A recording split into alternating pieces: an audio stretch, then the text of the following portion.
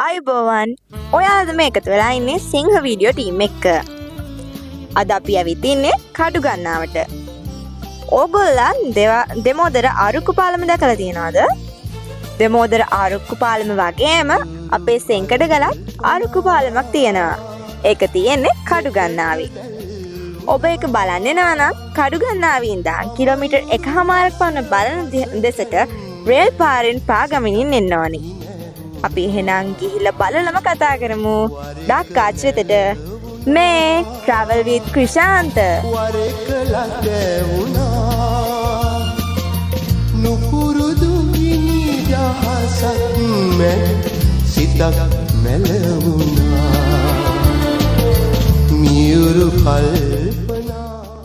අපි කඩුගන්නාවේ ඉඳන් බලන ප්‍රදේශයට මේ පාරේ පාගමනින් යනකොට අපිට දකින්න තියෙන සිංහයෙකුගේ හිසක් වගේ කුහරයක්.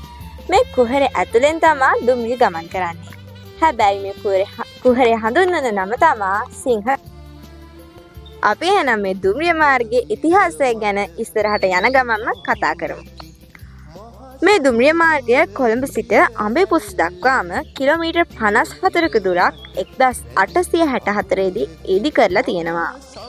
ඒ වගේම තමයි 1865 දී නිල වශයෙන් මේ දුම්රිය මාර්ගය විවෘත කරලා තියෙනවා.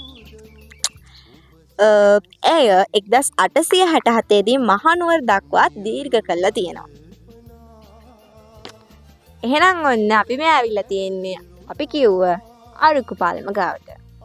මේ ආරුක්කු පාලම විලියම් ෆ්‍රෙඩරික් කියන මහත්මයා විසින් රචනා කරලා තියෙන සිලෝන් 1893 හා සිලෝන් විව් කියන සංගරාවල මෙම ඩාක් ආර්ට්ස් එහෙම නැත්නම් ආරුක්කු පාලම ගැන සඳහන් වෙලා තියෙනවා.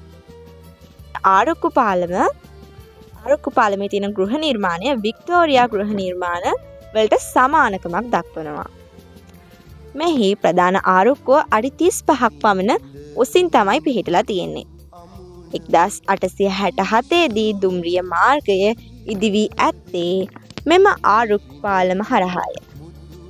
ඊට පසු කාලීනව ඇතිව ස්වාභාවික විපත් නිසා A9A කියලා උමන් මාර්ගයක් ඉදි කරලා තියෙනවා.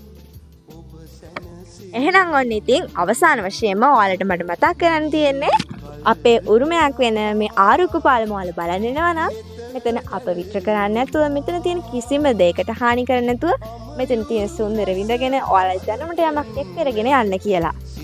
එහෙනම් අවසාන වශයෙන් ඔයාලගෙන් ආදරෙන් ඉල්ලනවා අපේ සිංහ වීඩියෝ ටීම් channel එක තාමත් subscribe කරලා නැත්නම් subscribe කරලා bell icon එකත් click කරලා අපිට like එකකුත් දාගෙන යන්න. නුපුරුදු නිදහසක්